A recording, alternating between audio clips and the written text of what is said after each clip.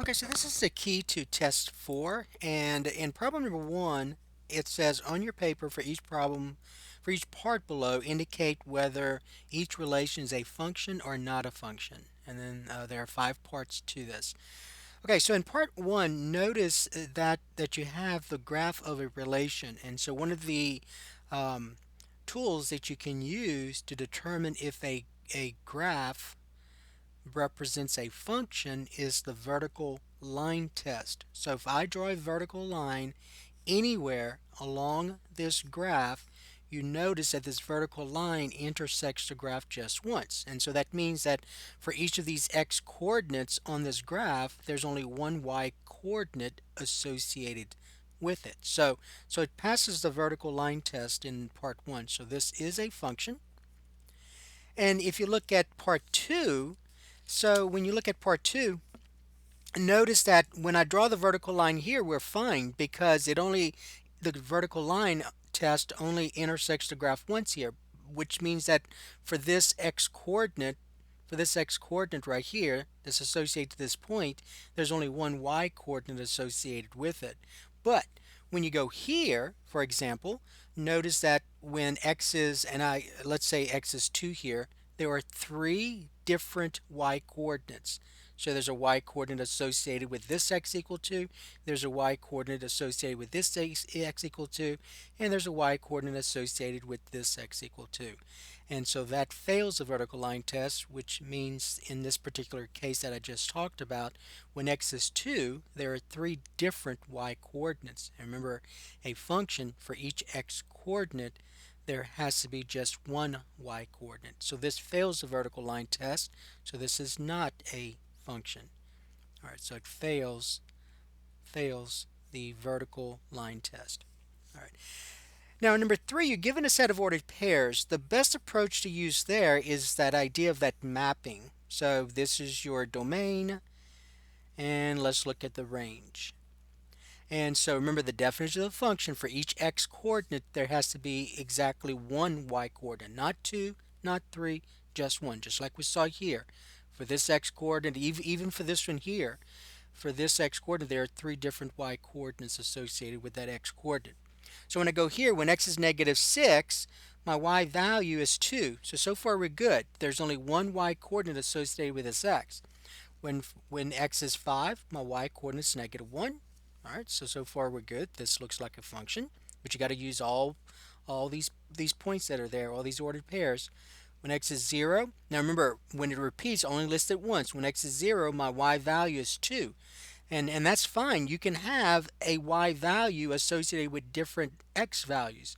Remember the definition of function. For each x, there's got to be just one y. And notice that for x equal negative 6, there's one y. For x equal 5, there's one y. And for x equals 0, there's one y. And then for x equals 7, there's one y as well. So this is a function. So this one is a function.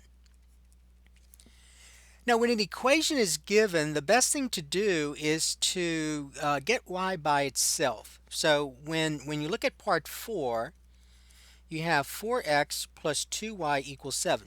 Now, most of you recognize that this is a line, and it's not a vertical line, and it's not a horizontal line, because if it was vertical, you would not see a y value, you would not see a y term, and it was horizontal, you would not see an x term. So you know this is a line, and this line will either, and let me just quickly explain. This line will either rise or it will fall, depending on the slope.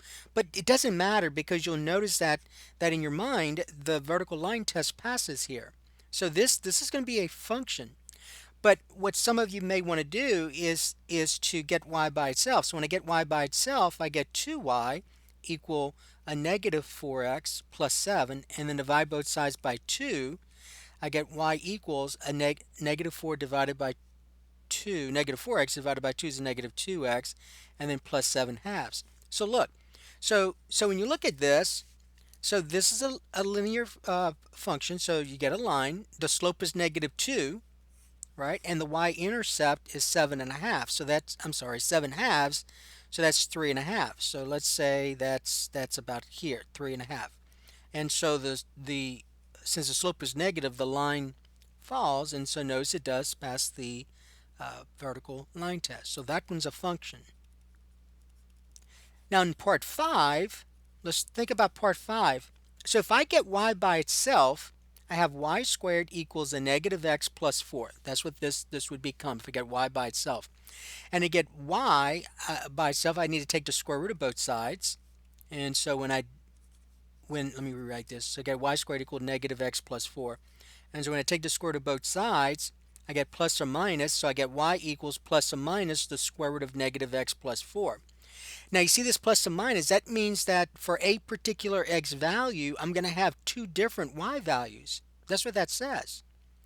For example, if x is 0, look what happens. I get plus or minus the square root of the opposite of 0 is 0, and then 0 plus 4 is 4, so that's plus or minus 2.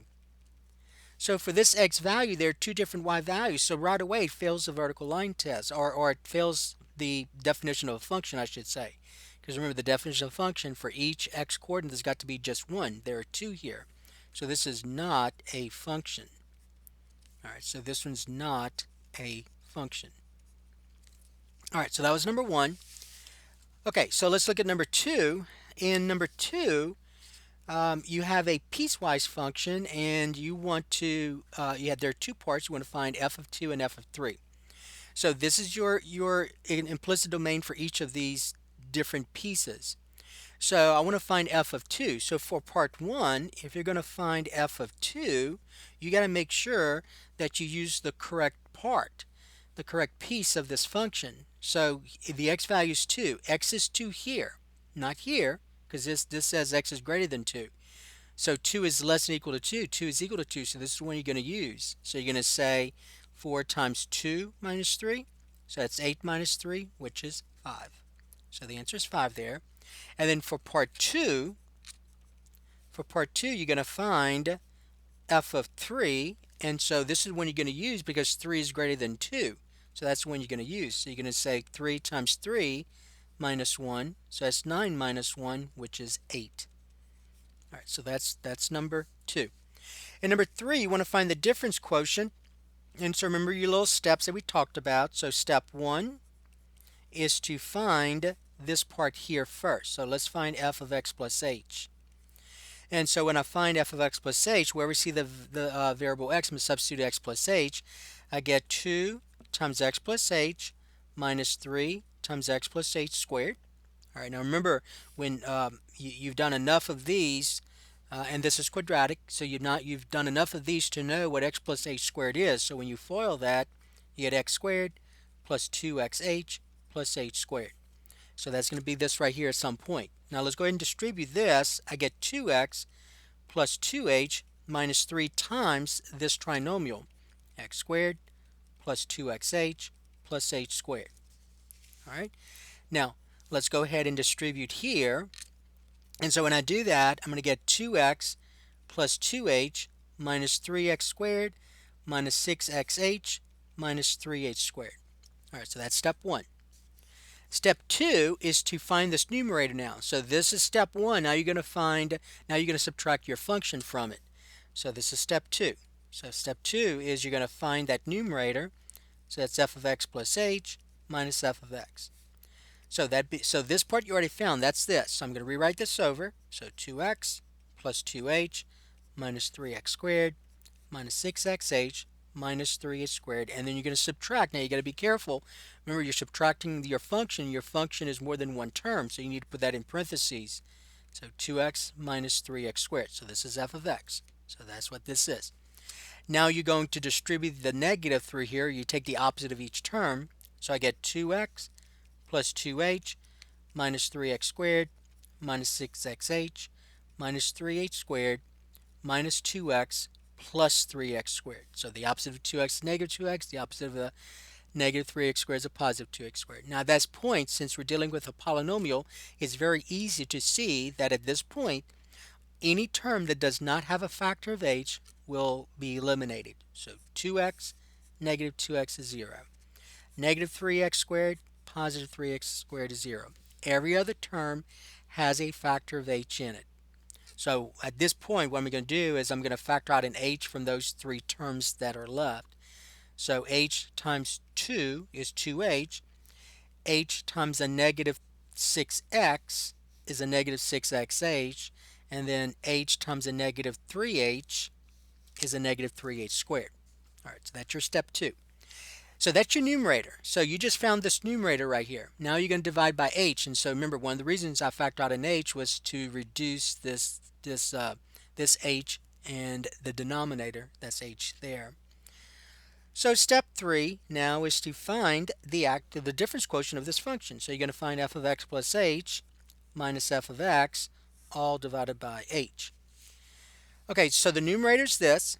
So I get h times 2 minus 6x minus 3h divided by h, and now the h's divide out, and so you're left with 2 minus 6x minus 3h. And so there's your answer. Okay, so that's the difference quotient for this function. All right, so the next problem, so this is problem number 4. So in problem number 4, the general form of the equation of a circle is given. And in part 1, you want to use completing the square to find the equation of the circle in standard form. All right, so let's go ahead and do part 1. So in part 1, now remember, when doing part 1, you have to put the terms with the x's together and the terms with the y's together, and you want to bring the constant to the other side. So remember, you'll be completing the square. So when you rewrite this, remember you're going to say x squared plus 6x. And remember, you're going to be adding a number to this when you complete the square. So you're going to put a plus blank there, then plus, and then do the same thing with the y terms. So y squared plus 12y plus a blank equal, and then remember, you're going to bring this constant to the other side, so it'll be a negative 25. But remember, what you add to one side, you have to add to the other. So you can be adding two numbers on this side as well. Okay, so let's complete the square in the x's. So remember, to complete the square in the x's, you take the coefficient of x, which is 6, and divide by 2. When I divide by 2, I get 3. But I got to square that 3 now, and so I get 9. So that 9 goes here. But what I do to one side, I have to do to the other. Okay, and so we do the same thing with the y terms. Complete the square in the y's. 12 divided by the coefficient of y, 12 divided by 2 is 6. So we're saying 12 divided by 2 is 6. You take 6 and you square it. You get 36. So you're going to add 36 to both sides. All right. Now, if you're doing this correctly, this right here, this trinomial that you just wrote, should now be a perfect square trinomial. So meaning that I can factor this as a binomial squared. And it is, because you can factor this as x plus 3 squared. Plus, and then do the same thing here. That's going to be y plus 6 squared. Equal, and then when you add those three numbers together, you're going to get 20. Negative 25 plus 9 plus 36 is 20. And so that's the answer to part 1. So part 1, this is the equation of a circle in standard form. Okay, now part 2, you want to find the center. So the center, so remember x minus h squared plus y minus k squared. So the center is not 3, 6. The center is negative 3, negative 6. And the radius, remember, you take the square root of this number here. So the radius will be the square root of 20, which simplified is 2 square root of 5. So remember, the square root of 20 is the square root of 4 times the square root of 5. The perfect square that goes into 20 is 4. So that's 2 square root of 5. All right, so remember, the equation of a circle in standard form is x minus h squared plus y minus k squared equals r squared. All right, and so we get x minus a negative 3 plus y minus a negative 6. So that's where you get these coordinates right here. And then the radius is the square root of this. All right, so that's number 4. Okay, in number 5, you want to solve this system, and I'm going to go ahead and remember, you can use substitution or you can use elimination. Substitution would be a little bit more difficult because no matter which variable you get by itself, you're going to end up with fractions. So it's better to go ahead and use elimination. And I'm going to use elimination on the variable x. So when doing that, you got to remember, you got to look for the least common multiple of 4 and 6. So the least common multiple of 4 and 6 is 24. So let's go ahead and eliminate the x. So the least common multiple is 24. So 4 times what's 24? That's 6. 6 times what's 24? And that's 4. So we're going to multiply the first equation, both sides, by 6, and then the second equation by 4. But remember, in order to eliminate the x's, they have to be opposites. So let's go ahead and multiply the first one by a negative 6.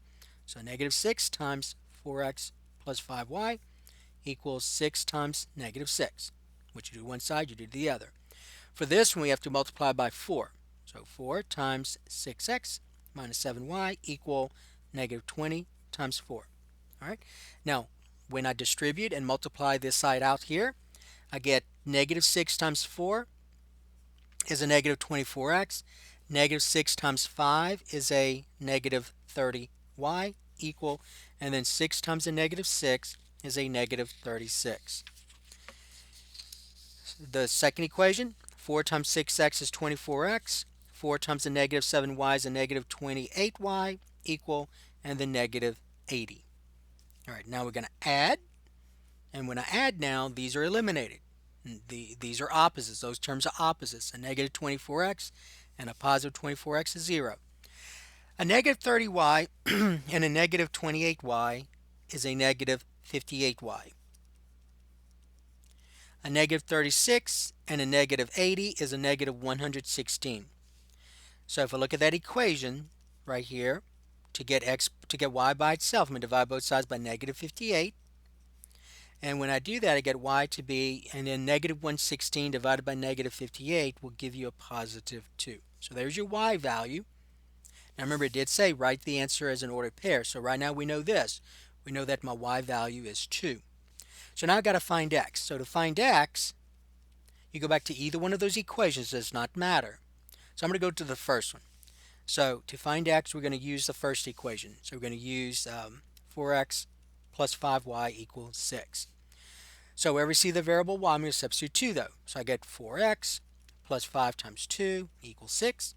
So 4x plus 10 equals 6. So notice I have this linear equation, so I'm going to solve for x. So let's subtract 10 from both sides. So I get 4x equal a negative 4. Divide both sides by 4.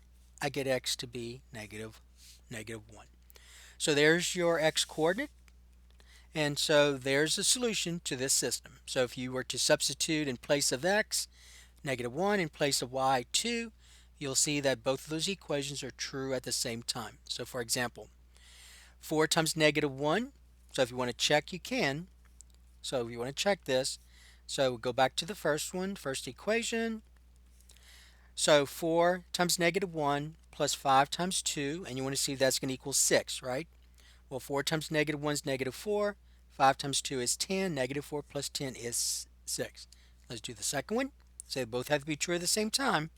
6x minus 7y equal negative 20.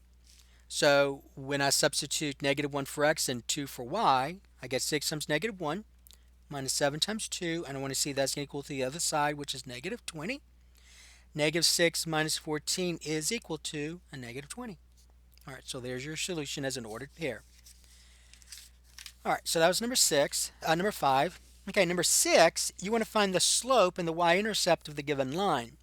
So if you're going to get the slope in the if you want to find the slope and the y-intercept of a line, the best thing to do is to write this in slope-intercept form. So remember, slope-intercept form is y equals mx plus b. So that's your slope-intercept form. And so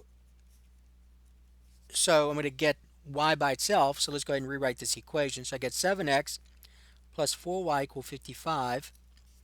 And so if I get 4y by itself, I'm going to bring this 7x term to the other side. So I'm going to subtract 7x from both sides.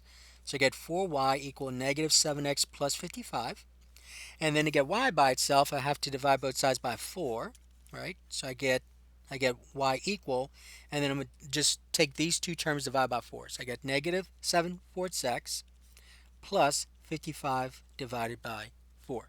So there's your slope. The slope is the coefficient of x, so I found the slope. It's negative 7/4. And the y-intercept is 55/4, that constant. All right, so your constant is your y-intercept.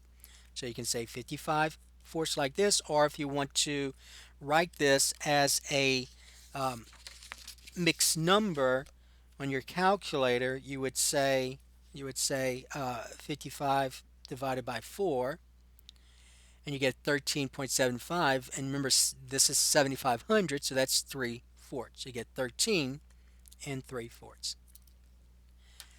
Okay, now number 7, it says, now this is multiple choice.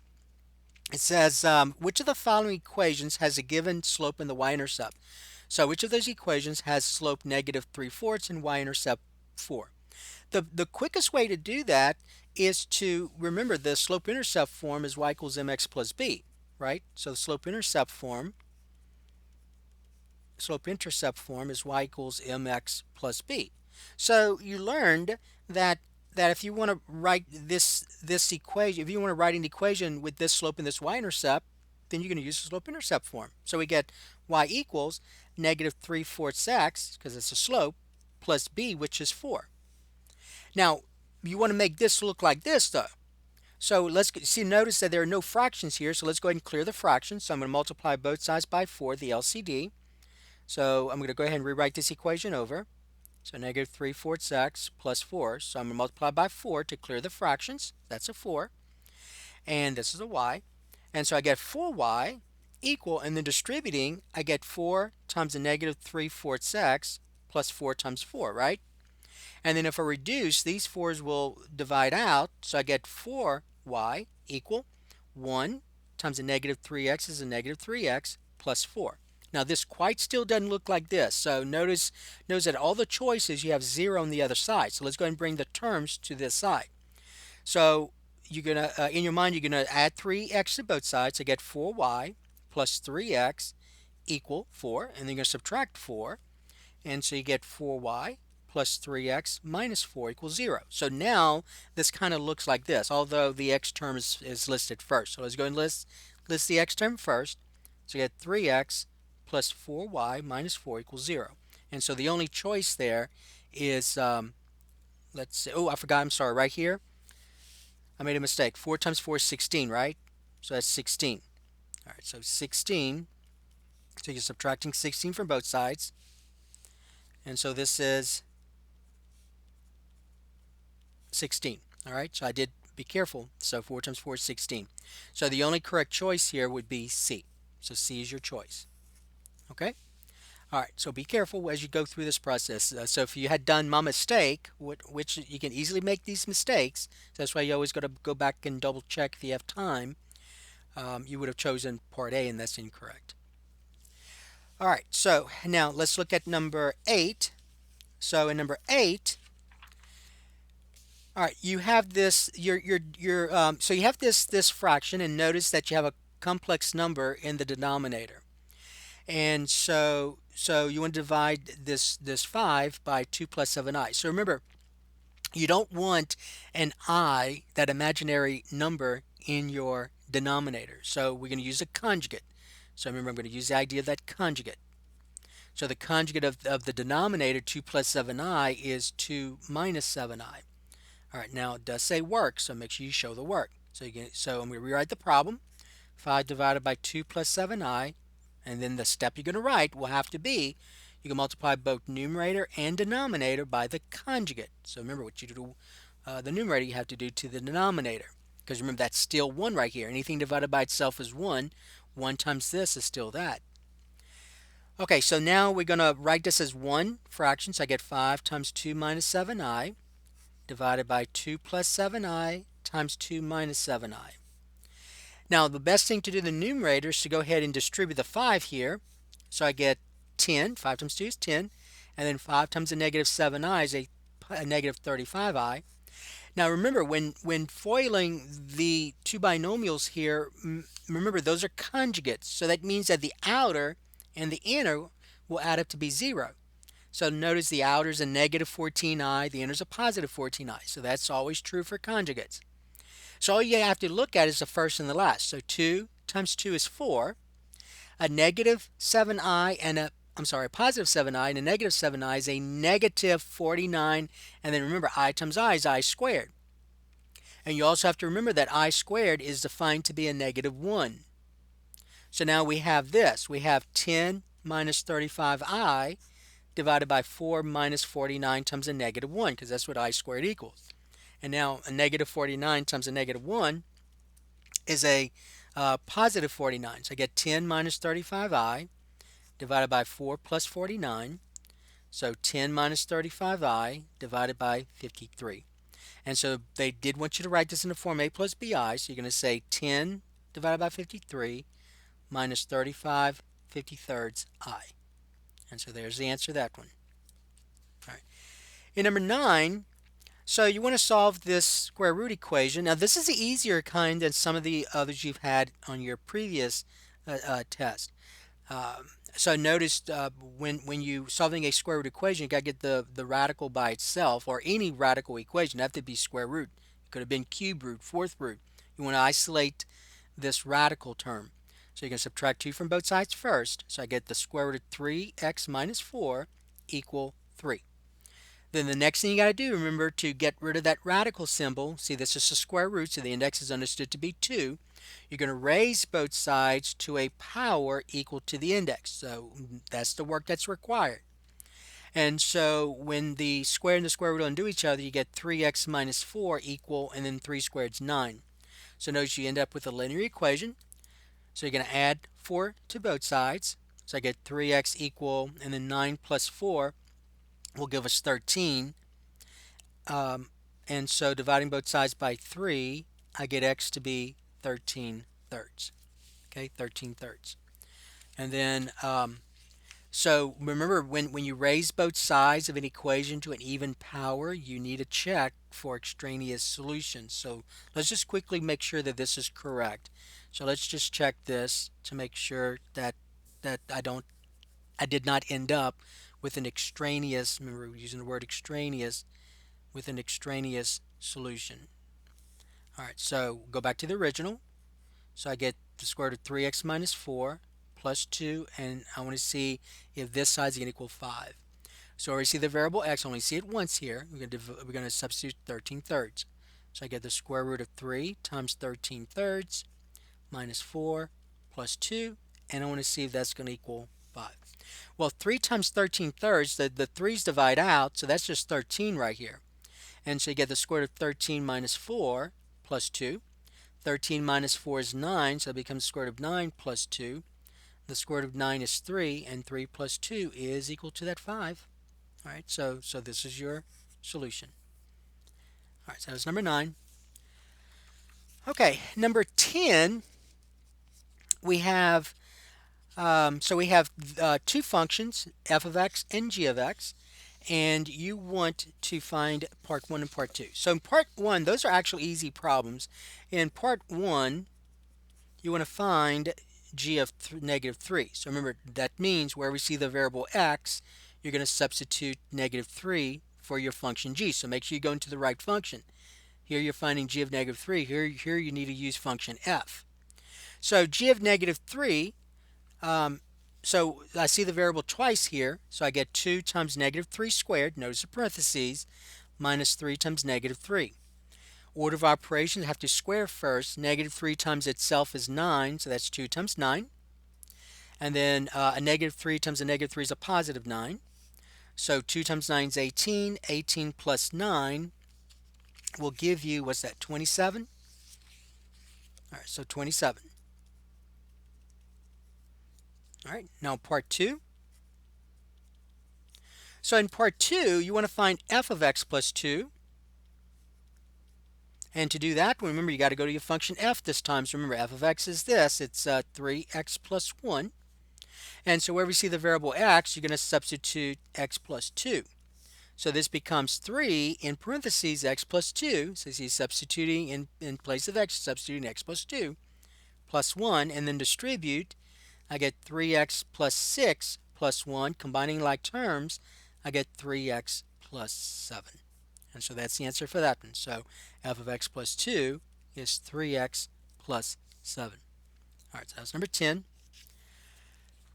Okay, now number 11. All right, so number 11, you're given this graph of a quadratic function. See, this is parabola, so you have this quadratic function, and you want to indicate the domain. So remember, the domain is a set of x coordinates. So remember when we did this, you went from left to right. And so notice the arrows here keep going this way. So you're going from negative infinity to positive infinity. So no matter where you are in this graph, there's going to be any real number will be on this graph for x. So your domain is going to be negative infinity to positive infinity. Notice the parentheses. The range. So for the range, that's a set of y coordinates. So notice though, in doing the range, you go from along the y-axis from bottom up. So notice though that the arrows are pointing down, so you're actually going from negative infinity all the way, and then it ends here. And that y value here is 4. And so your range will be from negative infinity to 4 with a bracket, because this point here is actually on the graph. It's not a circle. It's not an open circle. Okay. The x-intercept. So the x-intercept is where the graph crosses the x-axis, and it crosses the x-axis here and here. So so that x-coordinate here is 0, and that x-coordinate here is 4. So you get 0, 4. Now don't put that in parentheses, because you're indicating the coordinate 0, 4. So leave it like this, or you can write these as ordered pairs. So the ordered pairs would be the origin 0, 0. See, that's 0, 0 here, and that's 4, 0. Okay? All right, so either this or this. Now, state the y-intercept. So the y-intercept, the graph crosses the y-axis of the origin, right? So the y-coordinate is 0. So you can say 0, or you can say the origin, which is 0, 0. Okay, the intervals where the function is increasing. So notice that now remember when it asks you for the function, those are your y values. So my y values are increasing here, right? And then all of a sudden my y values are decreasing. So your y values are increasing from negative infinity to this x coordinate here. And so that x coordinate is 2. All right, so you're going from negative infinity to 2. Remember, when talking about increasing, decreasing, we use open intervals. So you see the parentheses. And it's decreasing from 2 to infinity. So if you want to kind of look at this again like this, let's say, let me just kind of redraw a rough sketch of this. So notice that the y values are increasing here, then all of a sudden they're decreasing, right? So in this interval they're increasing, and in this interval they're decreasing. So you're increasing from negative infinity, and this x coordinate here is 2. So you're going from negative infinity to positive 2. It's increasing, and from positive 2 to infinity it's decreasing. So it would be from 2 to infinity. Okay, f of 1. So remember, f of 1 means what's the y value when x is 1. So when x is 1, here's where x is 1. Here's the point here. So my y value is 3. So if you want to label that point, that's going to be 1, 3. So when x is 1, your y value is 3. So you're going to say 3. You put 3. That's all you need to put. Don't put 1, 3, because you're not answering the question.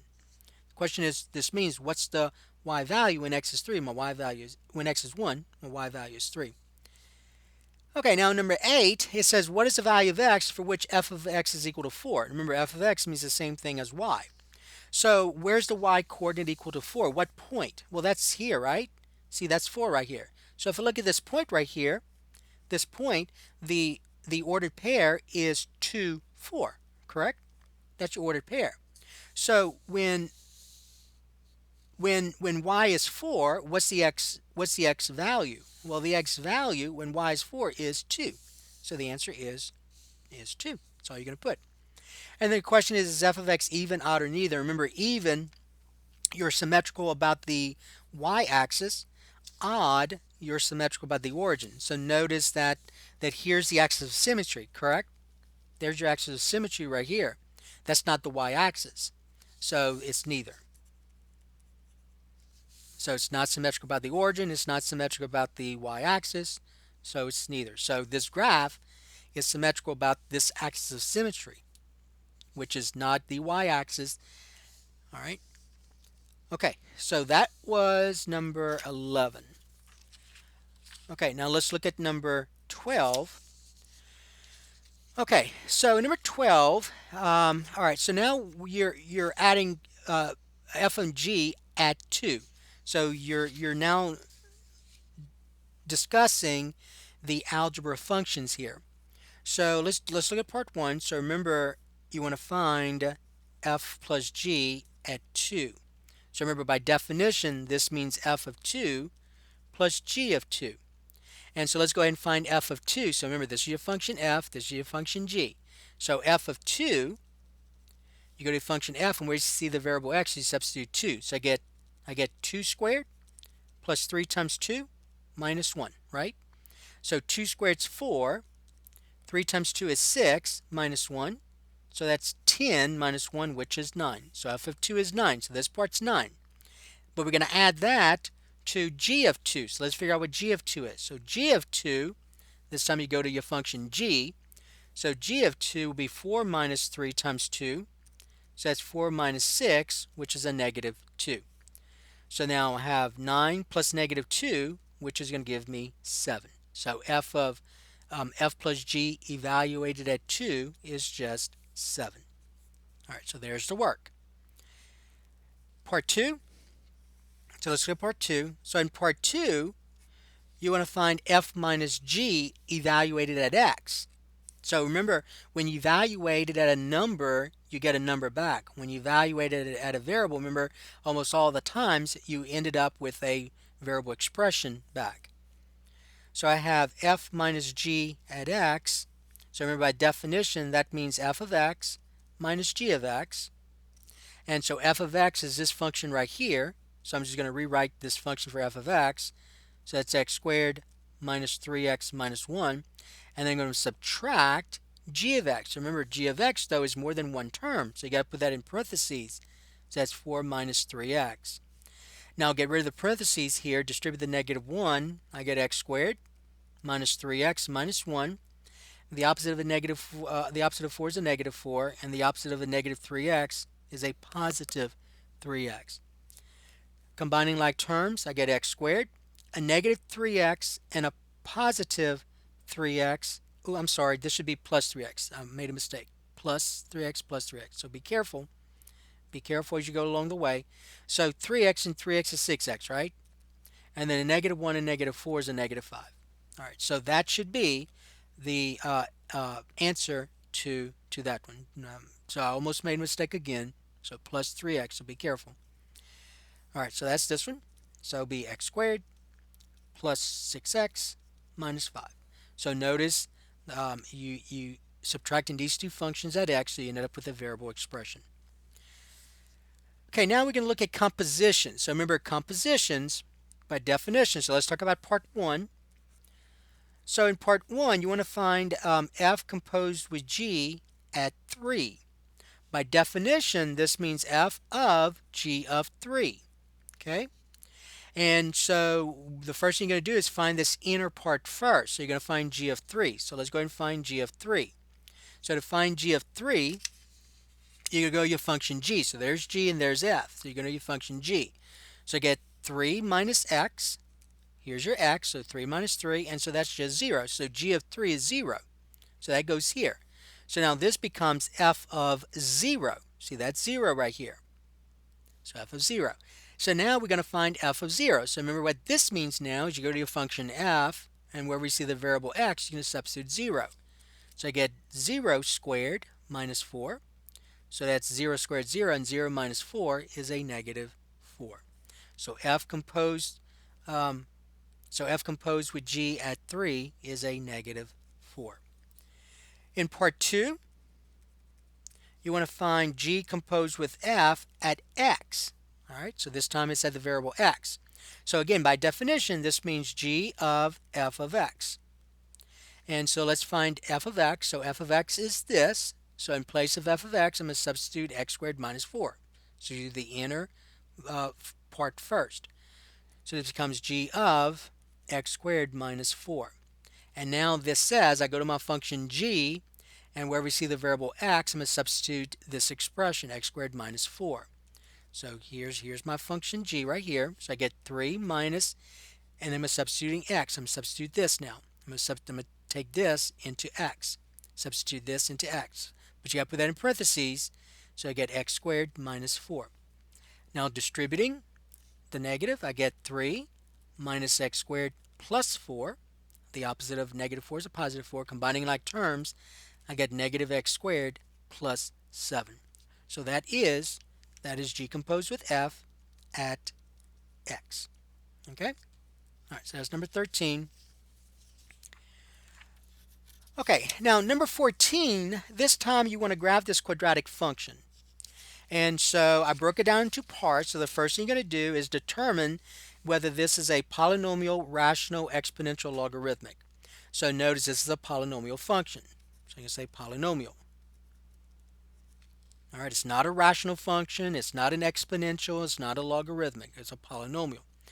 Then part 2, you want to find the axis of symmetry in the vertex. So I gave you the vertex formula. So let's go ahead and do part 2 here. All right. So in part 2, remember once you find the vertex, then you can easily find the axis of symmetry.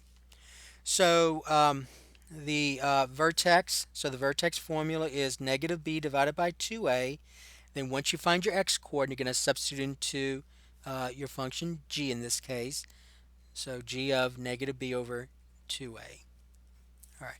So to find the x coordinate, you're going to say x equal negative b over 2a. And b, if we go back here, so a is a coefficient of x squared, so a is negative 1. B is a coefficient of x, which is 8, and c is your constant, which is negative 12. So let me go ahead and write that right here. So a is negative 1, b is 8, c is negative 12. So this says the opposite of b. So the opposite of b is a negative 8. And 2 divided by 2 times a, which is a is negative 1. So this becomes negative 8 divided by negative 2, which is a positive 4. So there's your x coordinate of your vertex. So far my vertex has x coordinate 4. And right away now I know the axis of symmetry. So remember the axis of symmetry goes through, it's a vertical line that goes through the vertex. And you name a vertical line using x equal. So you can say x equal 4. To find the y-coordinate though, so remember this is x, to find the y-coordinate, wherever you see the variable x, you're going to substitute 4. So basically you're finding g of 4. You're finding g of 4. So let me go ahead and write the function over. So g of x is negative x squared plus 8x minus 12.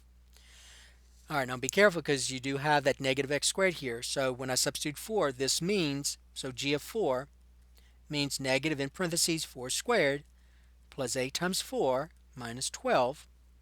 4 squared 16, so this becomes a negative 16 plus 32 minus 12. Negative 16 plus 32 is 16, and then 16 minus 12 is 4.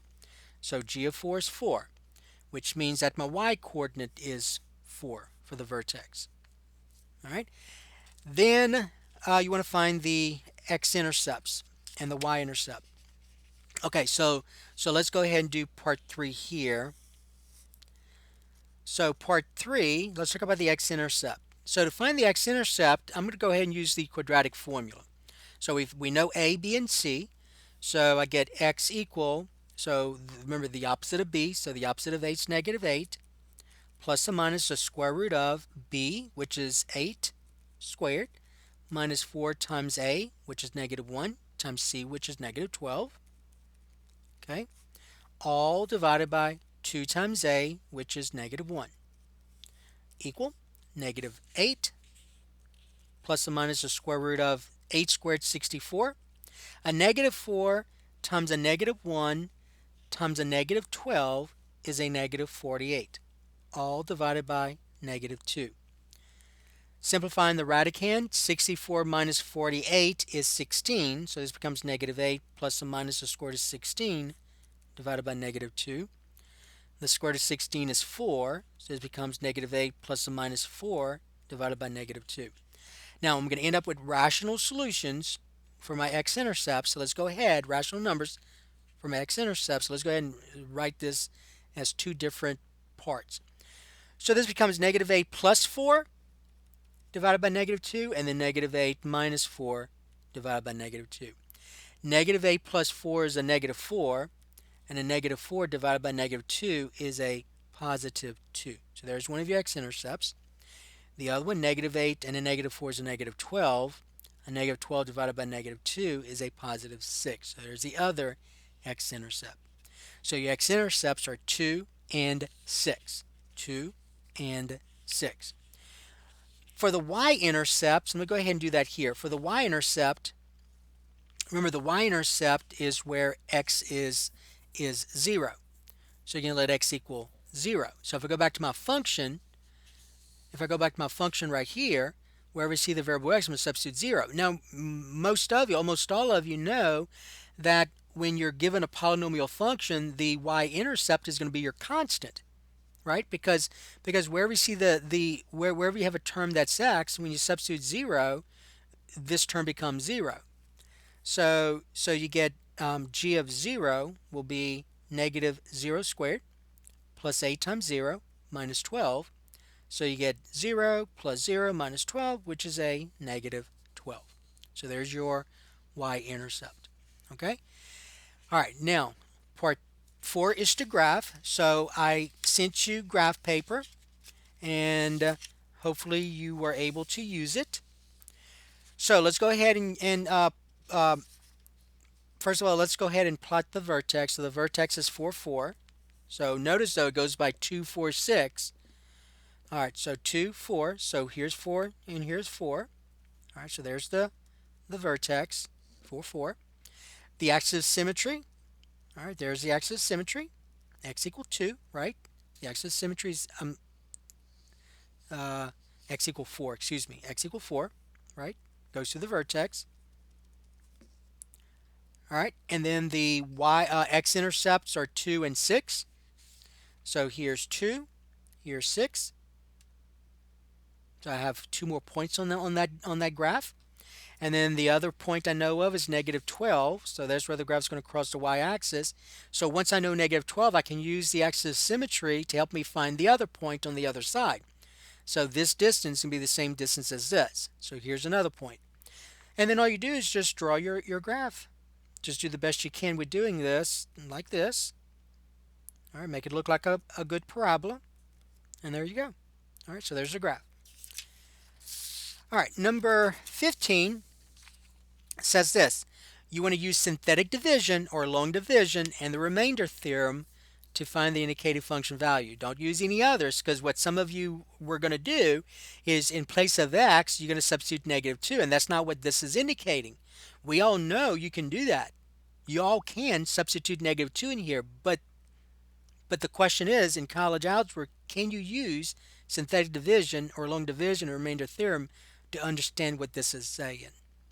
All right, so let's go ahead and use synthetic division. So I'm going to say negative 2, remember that? Put negative 2 here. So there's your x value. And then the coefficients of your polynomial will go here. Now notice there are no missing terms, and it's already in descending order, so you don't need any zeros. So I have 3, 4, 3, negative 4, negative 1. So the first thing you do is bring down the 3, then you're going to multiply. Negative 2 times 3 is negative 6. Then you're going to add. 4 plus negative 6 is a negative 2. Then you're going to multiply. Negative 2 times negative 2 is 4. Then you add. 3 plus 4 is 7. Then you multiply. Negative 2 times 7 is negative 14. Then you add. Negative 14 and a negative 4 is a negative 18. Then you multiply. Negative 2 times a negative 18 is a positive 36. And then you add. Negative 31 plus 36 is 35. And then your remainder is that function value. So the answer, you're going to say f of negative 2 then has to equal 35. All right. Number 16. So in number 16, you have 3 different parts, and you want to ask about the end behavior of this polynomial function, and they're all polynomials. So remember, when the degree, and you got to look at your leading term. Now remember, the leading term is not always the first term listed. So this is not your leading term. The leading term is the term with the largest exponent. So I'm going to write here the leading term here. The leading term is negative x squared. And notice once you got your leading term, you look at the exponent, whether it's even or odd. Okay, to determine the end behavior, you look at the exponent. Well, this is even. So if it's even, remember, if it's even, it's going to rise either up on both sides or it's going to fall. Remember that? And to determine if it falls, you notice that the coefficient's negative. So since the coefficient is negative, it's going to fall on both ends. So the question is this: the graph of the function will rise on both ends. That's not true. It's going to fall on both ends. So that answer is false. It's going to fall. Now remember, when the best way to have determined that very easily is to remember when you're looking at an even function, think of x squared. Think of f of x equal x squared, and then f of x equal negative x squared, or g of x. Let me put g of x. So for this one, it does this, right? So notice the end behavior, rising on both ends. For this one, it does this. Notice the end behavior, falls on both ends. And so right away, you'll notice that if the coefficient of the leading term is negative, then it's going to fall on both ends. If the coefficient of the leading term is positive, it's going to rise on both ends. So that's what you have with my leading term. So it's going to fall on both ends. So if you look at part 3, see it's even, the leading term. The leading term is listed first here in this case. So the leading term here is x to the 4th. Okay, the exponent's even. So use that same idea. So if it's even, it's either going to rise in both ends or fall in both ends, regardless of what happens between them, right? Regardless of what happens between those ends, those end behaviors. But notice the coefficient's positive, so it's going to rise on both ends. So here's your function h of x. So will h of x rise on both ends? The answer is yes. So that's true. Okay, now let's look at when the degree is odd. So notice here's my leading term. It is the first term listed is your leading term. So here, so that goes with this one. So here, your leading term is 2x cubed. 2x cubed. So when it's odd, remember what I asked you to think of. When it's odd, think of f of x equal x cubed and g of x equals negative x cubed. So remember, for x cubed, the graph will look like this. Okay? So notice it rose to the right, fell to the left. So for odd and positive coefficient, for an odd and positive coefficient, it did this on the right, did this on the left, regardless of what happened between them. For negative x cubed, for this function g of x, remember what the graph of that looks like. It looks like this. That's what I asked you to remember when we talked about those lessons. So on the left side, it rose. On the right side, it fell. So when the degree is odd and the coefficient's negative, it will rise to the left, fall to the right, regardless of what happens between those two end behaviors.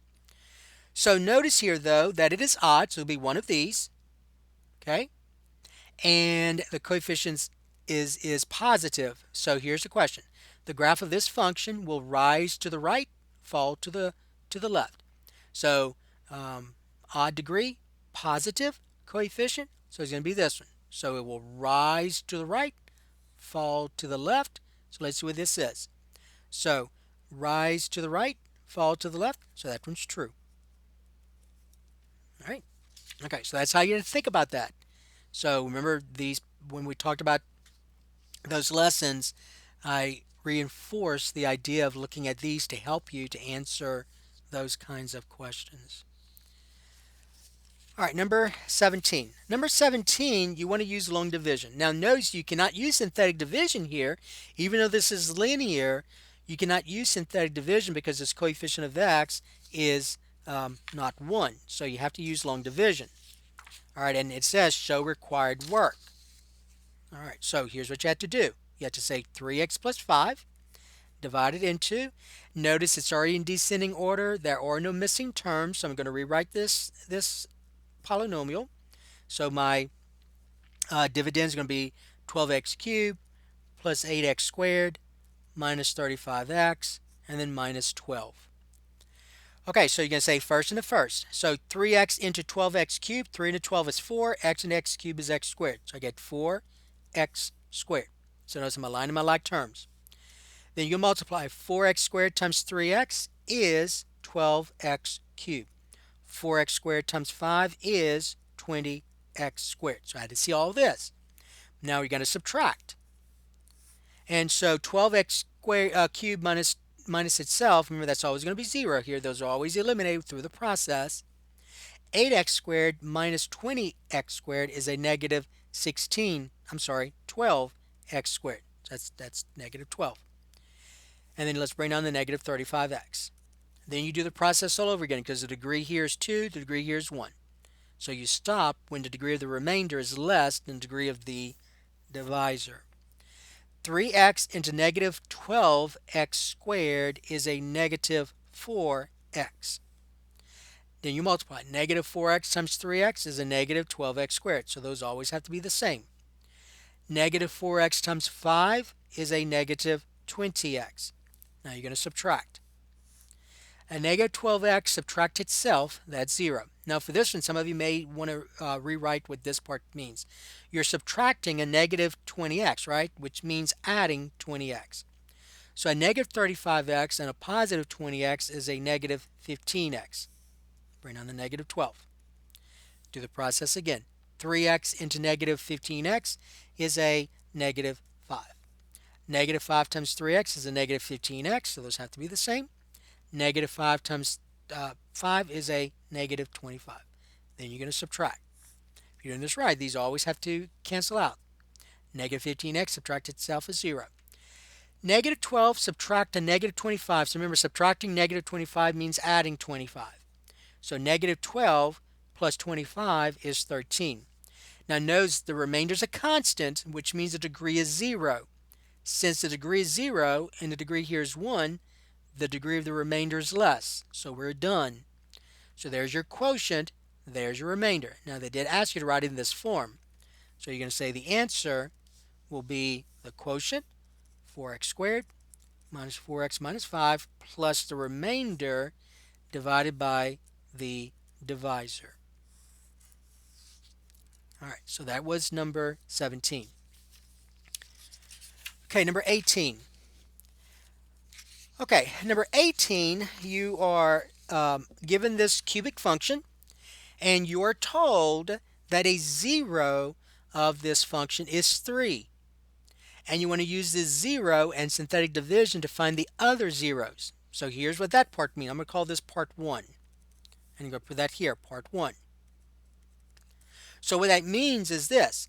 So if this is if 3 is a 0, then I can find that depressed or that quotient to help me find the other zeros. So you're going to say 3, and then you're going to put your coefficients. Notice there are no missing terms, and it's already in descending order. So I have 1, negative 2, negative 5, and 6. All right, so bring on the 1. 1 times 3 is 3. Add, you get 1. Multiply. 3 times 1 is 3. Add, you get negative 2. Negative 5 plus 3 is negative 2. Multiply. 3 times negative 2 is negative 6. Add, you get 0. So remember, if this is a 0, which you're told, then the remainder better be 0. Okay, so that's correct right here. Now this is where you're going to find the other zeros. So there's your depressed polynomial. So remember, some textbooks will use the word depressed polynomial or the quotient. So remember, you're dividing one degree less. So if this is x cubed, then this has to be x squared. So that's x squared, that's x, and that's your constant. So I get x squared plus x minus 2 equal 0. So I'm going to say that equals 0 so I can find the other zeros. So remember, when finding a 0, you're finding where's this equal to 0. So I'm going to go ahead and factor. And so when I factor, I get x plus 2 times x minus 1 equals 0. Then I'm going to set each factor equal to 0. And when I do that, I get x to be negative 2, x to be 1. So those are your other zeros right there. So those are the other zeros. Now you want to list all the zeros. So let's call that part 2. So you're going to list all the zeros. So the zeros of your function are going to be negative 2, 1, and the other one, which is 3. So you must put that 3 in there as well. All right, but notice in part 1 you had to show this. Okay, that was part 1. All right, now you want to factor. So in factoring, you're going to remember if negative 2 is a 0, then a factor of this polynomial is x plus 2. Because remember, that's how we got it, right? X plus 2 equals 0. That's how you got that negative 2. If x is 1, then a factor has to be x minus 1. Because if I set that equal to 0, that's how I get that 1. That's how we did this right here, right? X minus 1, that's how I got that 1. If 3 is a 0, then it means a factor has to be x minus 3. And so there's your answer. And it has to be x minus 3 because the only way I can get 3 here is to set this equal to 0. And when I set x minus 3 equal to 0, I get x to be 3. All right, and so there's number 18. Notice the work you have to do. That's the work, because it did say use synthetic division to find the other zeros. All right, number 19. Okay, number 19, you're told you have a 0 of 2, so you want to write a function f of x which has the following zeros with the multiplicities. Now remember, there are an infinite number of answers that can occur because of you can write different coefficients in front of your polynomial function, as long as you have these zeros and only these zeros. You only want those zeros. Okay?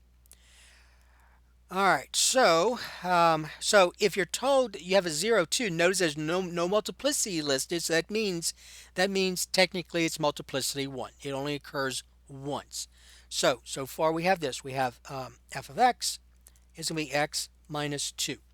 So if 0 is 2, x minus 2 is a factor. Your next 0 is negative 3, so a factor has to be x plus 3, right? And so, but it has multiplicity 2, meaning that it occurs twice. So you put x plus 3 squared. Your next 0 is 4, which means a factor has to be x minus 4. But that factor, that 0 occurs 3 times. So you got to say x minus 4 cubed. And so that is an answer.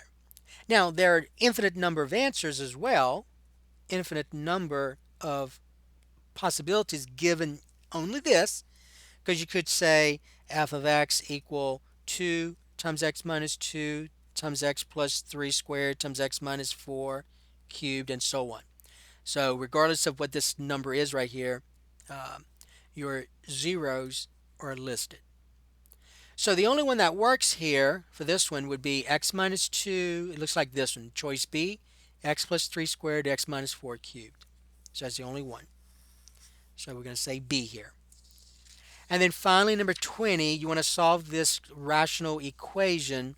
So what I'm going to do first, I'm going to factor this denominator. So x minus 4 times x plus 3. So we're going to do this by multiplying both sides by the LCD. So your LCD is x minus 4, x plus 3. Notice though, remember you always have to look for the restrictions because you could have a false solution, an extraneous solution at some point. So let's find the restrictions. So what makes this denominator 0? Negative 3. So x cannot equal negative 3. So there's your restrictions. Make sure you say restrictions. X cannot equal negative 3. Here, what makes this 0 will be 4. So another restriction is 4. X cannot be 4. And then those factors are the same as these, so there's only 2 restrictions. So if I solve this, and I got, let's say, x equals 4, well, I can't use it, so that means that this equation would have no solution. All right, so keep that in mind. All right, so I'm going to multiply both sides by the LCD. So I'm going to say x minus 4 times x plus 3 times the left side, which is 3, divided by x plus 3, minus 2, divided by x minus 4, equal, and then the LCD times this. So I get x minus 4 times x plus 3, the LCD, times the right hand side, so times negative 6 divided by, I'm going to go ahead and use the factored part here. And remember, the reason you want to do that is because you can easily see that those will divide out. Now we're going to distribute. So I get x minus 3 times x plus 3 times the first rational expression, 3 divided by x plus 3, minus the LCD times this one. So x minus 3, x minus 4, excuse me, x minus 4 times x minus 3 times the second one, equal, I'm going to rewrite this over, x minus 4, x plus 3 times the negative 6 divided by x minus 4, x plus 3. Okay, now I'm going to reduce. The x plus 3's divide out, the x minus 4's divide out, and then these two factors divide out here. So remember, the whole purpose of multiplying by the LCD is to clear those denominators, those fractions. So now what I have, though, is this x minus 4 times 1 times 3 becomes 3 times x minus 4. So this is this, minus, and then 1 times x minus 3 times 2 is 2 times x minus 3 equal, and then 1 times a negative 6 is a negative 6. So notice I went from a rational equation to a linear. All right, so distributing the 3 and distributing negative 2, I get 3x minus 12 minus 2x. A negative 2 times a negative 3 is a positive 6 equal negative 6. Combine like terms, 3x and a negative 2x is x. A negative 12 and a positive 6 is a negative 6 equals negative 6. Make sure I didn't do anything incorrectly. Let's see. Negative 12. I made a mistake. That's minus. Okay, so I got to be careful. See, that should be plus 3, right?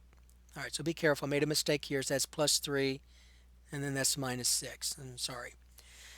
Okay, so always be careful. X plus 3 was what this was supposed to be. All right, so this is going to be x negative 2x and then minus 6.